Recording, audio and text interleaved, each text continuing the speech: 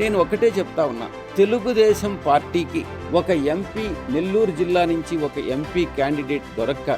YSR Congress party నుంచి, పాలకపక్షం నుంచి ఫిరాయించినటువంటి ఒక వ్యక్తికి చంద్రబాబు పార్టీ టికెట్ ప్రకటించడం, ఆయన పార్టీకి ఎదురయ్యేటటువంటి ఓటమికి ఆ పార్టీ, తెలుగుదేశం పార్టీ దివాలా కోరుతనానికి నిదర్శనం కాదా అని నేను ప్రశ్నిస్తా ఉన్నా. లోక్సభ అభ్యర్థికి, శాసనసభ స్థానాల మధ్య అభ్యర్థులకు మధ్య వైఎస్ఆర్ కాంగ్రెస్ పార్టీలో పార్లమెంటు అభ్యర్థికి, అటు శాసనసభకు పోటీ చేస్తున్నటువంటి అభ్యర్థులకి మధ్యన సంఘీభావం, ఇప్పుడున్నటువంటి వైఎస్ఆర్ కాంగ్రెస్ పార్టీలో ఉన్నటువంటి సంఘీభావం, పరస్పర సహకారం వైఎస్ఆర్ కాంగ్రెస్ పార్టీ రాబోయేటటువంటి ఎన్నికల్లో ఒక ఘన సంకేతానికి, ఘన విజయానికి సంకేతంగా భావించవచ్చు అని నేను సందర్భంగా చెప్తా ఉన్నా.